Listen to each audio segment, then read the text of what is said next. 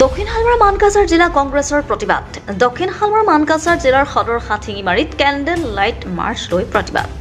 Vote চোৰ, গাদী চোৰ, বিজেপি ভোট চোৰ আদি বিভিন্ন শ্লোগানেৰে প্ৰতিবাদ সাব্যস্ত কৰে জিলা কংগ্ৰেছে। ভোট চুৰি মানে নাগৰিকৰ অধিকাৰ চুৰি বুলি মন্তব্য। অসম প্ৰদেশ কংগ্ৰেছ কমিটিৰ মাননীয় সভাপতি গৌৰৱ গগৈয়ে নিৰ্দেশ মৰ্মে আজি ৰাজ্যৰ প্ৰতিখন জিলা সদৰ ঠাইত ভোট চুৰিৰ বিৰুদ্ধে জিলা কংগ্ৰেছৰ উদ্যোগত প্ৰতিবাদ সাব্যস্ত কৰে। ভোট চোৰ, গাদী চোৰ, বিজেপি ভোট চোৰ, চকী এৰক আদি শ্লোগানেৰে কেণ্ডেল লাইট মাৰ্চ উলিয়াই প্ৰতিবাদ সাব্যস্ত কৰে। এই কাৰ্যসূচীৰ অংশ হিচাপে দক্ষিণ হালমাৰা মানকাছাৰ জিলাৰ কংগ্ৰেছৰ উদ্যোগত বিশাল প্ৰতিবাদী কাৰ্যসূচী ৰূপায়ণ কৰে। বিজেপি আৰু ভাৰতীয় নিৰ্বাচন আয়োগে ভোটাৰ তালিকাত কৰা বিসংগতিপূৰ্ণ বা বিসংগতি তাৰ বিৰুদ্ধে প্ৰতিবাদ কৰে। হাথিঙিমাৰীৰ পৰা আমিৰুল ইছলামৰ ৰিপৰ্ট, অৰুণোদয় অসম।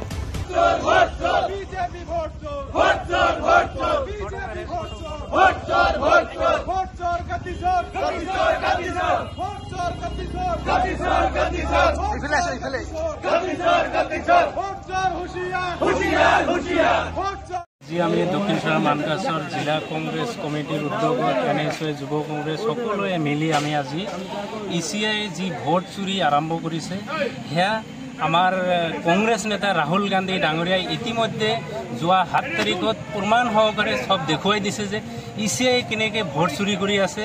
সেই ECIৰ ভোট চুৰিৰ বিৰুদ্ধে আজি আমাৰ কেণ্ডেল মাৰ্চ আছিল। অনাগত দিনতো আমাৰ এই প্ৰতিবাদ অব্যাহত থাকিব। যেতিয়ালৈকে ECI ভোট চুৰি বন্ধ নকৰে আমাৰ প্ৰতিবাদ তেতিয়ালৈকে চলি থাকিব। দেশৰ সংবিধান বচাবলৈ হ'লে ECIৰ জৰিয়তে বিজেপিয়ে যে ভোট চুৰি আৰম্ভ কৰিছে সেই ভোট চুৰি বন্ধ কৰিবই লাগিব। আমাৰ নেতা ৰাহুল গান্ধী ডাঙৰীয়াই তেখেতে ECIক কৈছিল যে তেখেতে ডিজিটেল ভোটাৰ লিষ্ট দিব লাগে, কিন্তু ECI এতিয়ালৈকে দিয়া নাই।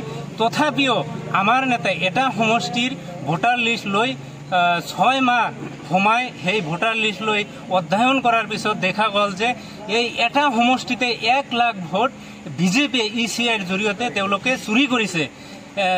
যোৱা যি 2024 চনৰ নিৰ্বাচন হ'ল, আমাৰ সন্দেহ হয় বিজেপিয়ে যদি এই ECIৰ জৰিয়তে যদি ভোট চুৰি নকৰিলেহেঁতেন তেনেহ'লে নৰেন্দ্ৰ মোদী ডাঙৰীয়া তৃতীয়বাৰৰ কাৰণে দেশৰ প্ৰধানমন্ত্ৰী হ'ব নোৱাৰিলেহেঁতেন। তেওঁলোকে ভোট চুৰিৰ জৰিয়তে দেশৰ শাসনভাৰ তেওঁলোকে লৈছে।